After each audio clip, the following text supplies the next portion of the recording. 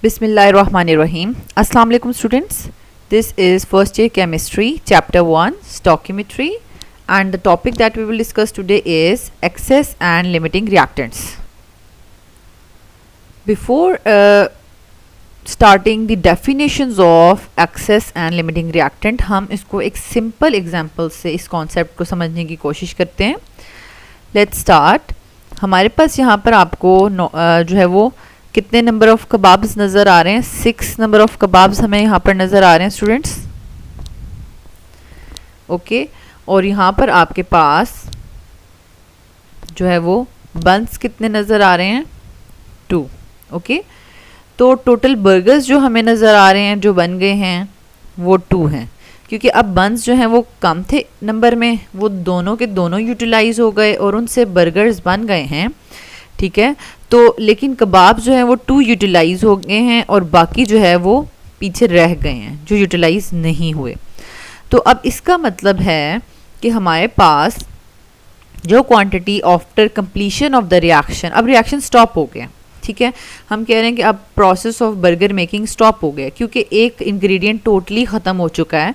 तो अब हमारे पास सिर्फ कबाब्स हैं, तो उससे तो बर्गर और नहीं बन सकते. तो ये प्रोसेस जो है जो प्रोडक्ट बनाने का वो स्टॉप हो चुका है.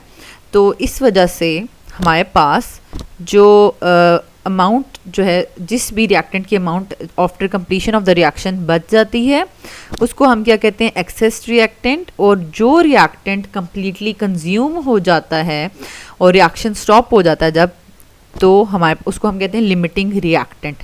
इसको हमने लिमिटिंग क्यों कहा है? लिमिटिंग का वर्ड इसीलिए हमने यूज़ किया कि इसने लिमिट कर दिया. किस चीज़ को लिमिट कर दिया? प्रोडक्ट को. क्योंकि जब ये ख़त्म हो गया, यूटिलाइज हो गया सारा, तो प्रोडक्ट बनना रुक गई है. ठीक है, तो दैट्स वाई इसका नाम रखा गया limiting reactant, because it limits the product. And product कितनी बनेगी वो बेसिकली लिमिटिंग रिएक्टेंट पर ही डिपेंड करता है.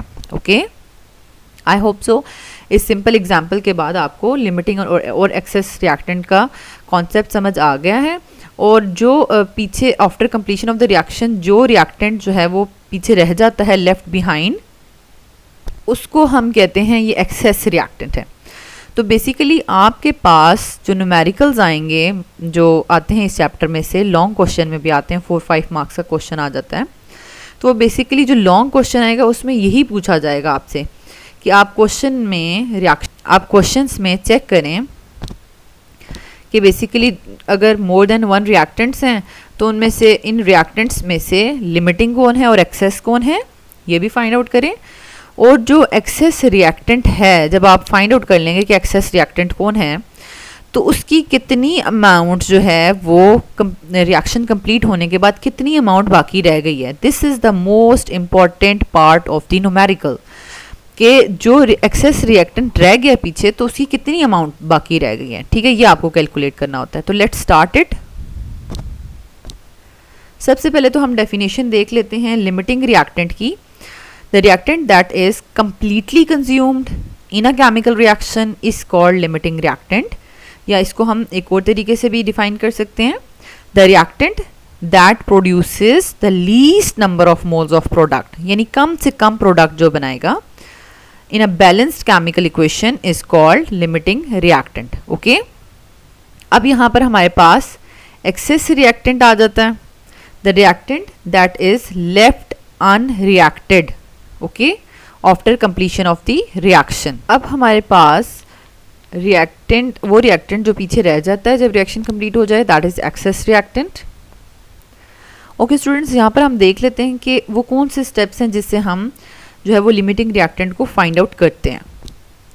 फर्स्ट स्टेप है हमारे पास number of moles of each reactant is calculated, यानी अगर हमारे पास 2 रिएक्टेंट्स हैं, ठीक है, तो हम दोनों के, फॉर एग्जांपल यहाँ पर मैं एक जर्नल सा रिएक्शन लिख देती हूँ. दोनों रिएक्टेंट्स के हम मोल्स फाइंड आउट करेंगे.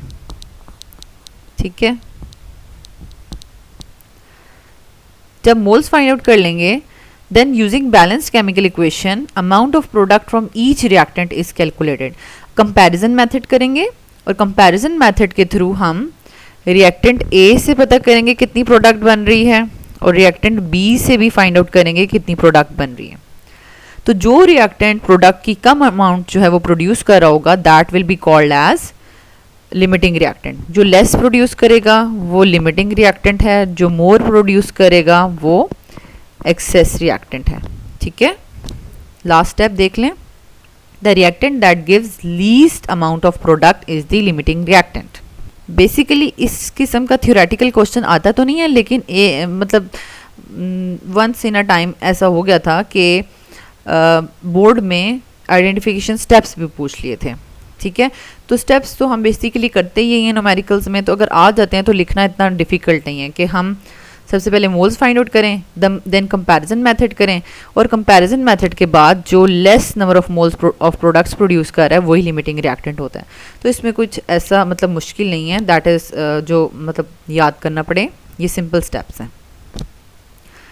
Let's see the most important topic जो कि मोस्टली क्वेश्चन में एग्जाम्स में पूछा भी जाता है कि एक्सेस और लिमिटिंग रिएक्टेंट का डिफरेंस पॉइंट्स लिखते हैं, डिफ्रेंशिएट कर दें। ठीक है, तो फर्स्ट पॉइंट तो हमारे पास डेफिनेशन होती है all the time, the reactant that is completely consumed in a chemical reaction, तो वो आपके पास लिमिटिंग रिएक्टेंट होता है। और the reactant that is left unreacted after the completion of reaction, उसको हम एक्सेस रिएक्टेंट कहते हैं। ये डेफिनेशन है। अब दूसरा देखें, excess reactant it does not control the amount of product formed in a chemical reaction, क्योंकि ये तो एक्सेस क्वांटिटी में होता है और रिएक्शन कंप्लीट भी हो जाएगा तो ये रिएक्शन चैम्बर में प्रेजेंट रहेगा, तो इसलिए ये प्रोडक्ट को कंट्रोल नहीं करता। बट लिमिटिंग रिएक्टेंट जो है वो अमाउंट ऑफ प्रोडक्ट को कंट्रोल करता है। ये बहुत ज़्यादा इंपॉर्टेंट पॉइंट है इसका। थर्ड पॉइंट डिस्कस कर लेते हैं, it is mostly cheap so taken as a excess. अब जब हम रिएक्टेंट करवा रहे होते हैं तो रिएक्शन करवा रहे होते हैं तो वो रिएक्टेंट जो कि हमारे पास कॉस्टली होता है, क्योंकि केमिकल्स मोस्टली जो है वो बहुत ज़्यादा कॉस्टली होते हैं। तो अब लेकिन अगर हम जो दो रिएक्टेंट्स यूज़ करने वाले हैं उनमें से अगर एक रिएक्टेंट बहुत ज़्यादा कॉस्टली है तो उसको हम कम अमाउंट में लेंगे ताकि वो वेस्ट ना हो और वो कम्प्लीटली यूटिलाइज हो जाए इन रिएक्शन। बट एक्सेस जो हमारे पास लेस कॉस्टली या फिर आप कह लें चीप होगा तो उसको हम ज़्यादा अमाउंट में ले लेंगे ताकि रिएक्शन कंप्लीट हो जाने के बाद अगर वो रह भी जाता है, वेस्ट भी हो जाता है, तो कोई इसका प्रॉब्लम ना हो। Okay, limiting reactant is usually costly and taken as a limiting reactant. And fourth point, some amount of the reactant left unreacted at the end of the reaction, लेकिन limiting reactant में कोई amount जो है वो हमारे पास नहीं रहती। All the limiting reactant is completely consumed in the chemical reaction. Okay, these points are very important according to the short question point of view. अब हम इससे रिलेटेड एक न्यूमेरिकल सॉल्व कर लेते हैं ताकि हमें प्रॉपरली जो है वो लिमिटिंग और एक्सेस रिएक्टेंट फाइंड आउट करना आ जाए और कितना रिएक्टेंट जो है वो एक्सेस रिएक्टेंट पीछे रह गया है वो भी कैलकुलेट करने का मेथड आ जाए। ओके, यहाँ पर हम एक क्वेश्चन सॉल्व करने लगे हैं, that is sample problem number 1.5 from your book. Question क्या है, 200 grams of potassium dichromate was reacted with 200 grams of concentrated sulfuric acid। तो हमने दो जो है वो चीज़ें कैलकुलेट करनी हैं। एक क्या है हमारे पास, mass of atomic oxygen produced, and second one mass of reactant left unreacted। Okay student, सबसे इम्पॉर्टेंट जो पार्ट है न्यूमेरिकल को सॉल्व करने का that is balanced chemical equation. तो अगर तो बैलेंस केमिकल इक्वेशन आपको गिवन होती है पेपर में दैट्स ग्रेट, अगर गिवन नहीं होती तो आपको जो स्टेटमेंट है उससे खुद प्रोडक्ट्स बनाना और उसको बैलेंस करना आना चाहिए। You should have the practice. Okay students, यहाँ पर मैंने बैलेंस्ड केमिकल इक्वेशन लिख दी है। तो इसके साथ जो है बैलेंस केमिकल इक्वेशन के साथ में जो स्टेटमेंट का डाटा है वो शॉर्ट फॉर्म में लिख लेती हूँ। ये मैंने लिख लिया है कि 200 ग्राम्स जो है वो दोनों रिएक्टेंट्स के हमें गिवन हैं और हमें mass of atomic oxygen find out करना है। तो स्टूडेंट्स जो कंपैरिजन मेथड हम ऑलरेडी डिस्कस कर चुके हैं लेक्चर नंबर 4 में। अगर किसी स्टूडेंट ने कंपैरिजन मेथड नहीं वो वीडियो देखी तो डिस्क्रिप्शन में उसका लिंक मौजूद है, आप उसको जाके देख सकते हैं। तो उसमें हमने स्टोकियोमेट्रिक कैलकुलेशन सीरीज़ बड़े डिटेल में डिस्कस की थी। उसी को फॉलो करते हुए हम क्या करेंगे, हमें डाटा जो है वो मास में गिवन है, तो first of all we will convert it into moles. तो स्टूडेंट्स हमने मास से मोल्स फाइंड आउट कर लिए। पोटेशियम डाइक्रोमेट के 0.68 मोल्स आए हैं और सल्फ्यूरिक एसिड के 2.04 मोल्स आए हैं। अब हम नेक्स्ट स्टेप करेंगे कि हम कंपैरिजन करेंगे। तो हम बारी बारी 2 टाइम्स कंपैरिजन करेंगे एटॉमिक ऑक्सीजन के साथ दोनों रिएक्टेंट्स का। ओके स्टूडेंट्स, हम यहाँ पर कंपैरिजन करने लगे हैं। तो यहाँ पर कंपैरिजन में जो सबसे पहले मोलर रेशियो लिखी जाती है वो बैलेंस्ड केमिकल इक्वेशन से लिखी जाती है कि 1 मोल ऑफ पोटेशियम डाइक्रोमेट कितने मोल्स जो हैं वो ऑक्सीजन के प्रोड्यूस कर रहे हैं। तो यहाँ पर हमारे पास है 1:3। ठीक है, अब इसमें ऑलरेडी 1 आ गया, तो अब इसमें मैथमेटिकल स्टेप नहीं होगा और हम डायरेक्टली जो हमने मोल्स 0.68 मोल्स कैलकुलेट किए हैं पोटेशियम डाइक्रोमेट के, उनसे फाइंड आउट कर लेंगे कि हमारे पास ऑक्सीजन के कितने मोल्स बनेंगे। Okay, 2.04 moles. अब हम सल्फ्यूरिक एसिड की मोलर रेशियो लिखते हैं from balanced chemical equation, that is 4 moles जो हैं वो हमारे पास सल्फ्यूरिक एसिड के 3 moles of atomic oxygen produce कर रहे हैं। फिर हम मैथमेटिकल स्टेप करेंगे 1:3/4 एंड जो हमने सल्फ्यूरिक एसिड के मोल्स कैलकुलेट किए हैं 2.04, उनसे कितना एटॉमिक ऑक्सीजन प्रोड्यूस हो रहा है, and the answer is 1.53 moles. अब स्टूडेंट्स हम यहाँ पर कंपेयर कर सकते हैं इजीली कि किसने एटॉमिक ऑक्सीजन के लेस मोल्स प्रोड्यूस किए हैं। सल्फ्यूरिक एसिड ने लेस मोल्स प्रोड्यूस किए हैं, that's why it is limiting reactant. Okay students, अब हमें एटॉमिक ऑक्सीजन के मोल्स पता चल गए 1.53। अब हम उस एटॉमिक ऑक्सीजन का मास फाइंड आउट कर लेते हैं। ये हमारे पास हैं मोल्स जो लिमिटिंग रिएक्टेंट से आए थे 1.53 और एटॉमिक ऑक्सीजन का मास 16 होता है। यहाँ पर मोस्टली स्टूडेंट्स ये मिस्टेक करते हैं कि वो ऑक्सीजन का 32 ही लगा देते हैं यहाँ पे, कि वो कहते हैं कि ऑक्सीजन ऐसे होती है, लेकिन यहाँ पर हम मॉलिक्यूलर ऑक्सीजन की बात नहीं करें, यहाँ पर हम एटॉमिक ऑक्सीजन की बात करें, दैट्स वाई 16 लगाएंगे एंड मास का जो आंसर आया है हमारे पास वो है 24.48 ग्राम्स। अब सेकेंड पार्ट सॉल्व करते हैं। Students, this is the most important part of the question, long question. तो इसमें हमने क्या करना है कि हमने असल में एक्सेस रिएक्टेंट जो है वो फाइंड आउट करना है, एक्सेस रिएक्टेंट फाइंड आउट करना है। तो हमने अब अगेन से एक्सेस रिएक्टेंट और लिमिटिंग रिएक्टेंट के दरमियान में कंपैरिजन करना है। तो हमने एक्सेस रिएक्टेंट फाइंड आउट करना है, दैट्स वाई हमने इसको राइट साइड पे लिया है। अब इनकी ज़रा मोल्स कंपेयर कर लें।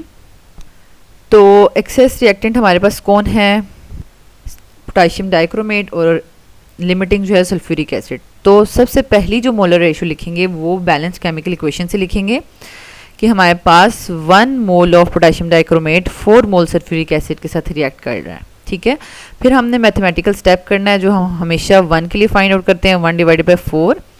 ठीक है, जो यहाँ पर होता है वो इधर ही आ जाता है, जो इस साइड पे लिखा होता है वो डिवाइड हो जाता है। ठीक है, और लास्ट में हम देखेंगे कि सल्फ्यूरिक एसिड के जो मोल्स हमने पहले स्टेप में कैलकुलेट किए थे दैट इज़ 2.04, तो वो एक्सेस के कितने के साथ रिएक्ट कर गए।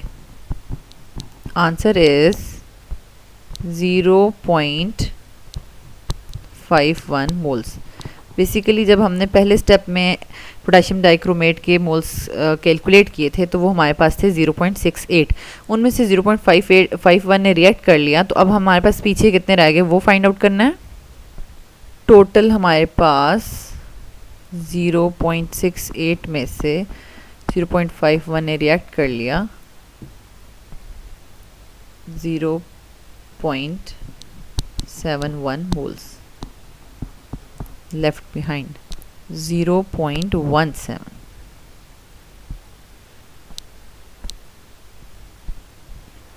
ओके, तो अब हम इसको इजीली मास में कन्वर्ट कर सकते हैं। तो स्टूडेंट्स, हमने मोल्स को मोलर मास से मल्टीप्लाई किया पोटेशियम डाइक्रोमेट के, और 49.98 ग्राम्स जो है वो हमारे पास जो है वो अनरिएक्टेड रह गया था। तो this is the whole numerical जो हमने प्रॉपरली सॉल्व कर लिया है। और इसी मेथड को फॉलो करते हुए आप तमाम लिमिटिंग और एक्सेस रिएक्टेंट वाले क्वेश्चंस को सॉल्व करेंगे और excess reactant left unreacted calculate करेंगे. Okay students, the last part of this video lecture and the important part कि हम क्वेश्चंस देख लेते हैं. 2019 फाइनल एग्जाम में हमारे पास आया था कि define limiting reactant and why the concept of limiting reactant is not applicable to the reversible reactions. तो रिवर्सिबल में तो देखें दोबारा से प्रोडक्ट्स रिएक्टेंट्स में कन्वर्ट हो जाते हैं, तो जो है लिमिटिंग रिएक्टेंट कम्प्लीटली कंज्यूम नहीं हो पाता उसमें. ठीक है, इसलिए वहाँ पर लिमिटिंग रिएक्टेंट का कॉन्सेप्ट नहीं है. उसको आप अपनी वर्डिंग्स में लिखेंगे. फिर देख लें, हमारे पास एक बैलेंस केमिकल इक्वेशन दी हुई है और इसमें हमें बताया हुआ है कि 200 ग्राम्स ऑफ ईच रिएक्टेंट हमने ले लिए हैं और उससे अमोनिया प्रोड्यूस हो रहा है. तो अमोनिया का हमने वॉल्यूम फाइंड आउट करना है. ठीक है, जैसे कि हमने पिछला जो अभी न्यूमेरिकल किया था उसमें हमने जो एटॉमिक ऑक्सीजन प्रोड्यूस हो रही थी उसका मास फाइंड आउट किया था. इसी तरीके से इसका हमें वॉल्यूम फाइंड आउट करना है. तो बिल्कुल उसी स्टेप्स को फॉलो करेंगे. अभी इस वीडियो लेक्चर में तो मैं इसको सॉल्व नहीं करवाऊंगी, बट मैं नेक्स्ट कमिंग लेक्चर में जो है वो सारे के सारे सैम्पल क्वेश्चन जब सॉल्व करवाऊंगी तो उसमें ये न्यूमेरिकल भी मैं सॉल्व करवा दूंगी. ओके, बट अगर आप इसी मेथड को फॉलो करें तो ये आपसे खुद भी सॉल्व हो जाएगा. Okay, next slide.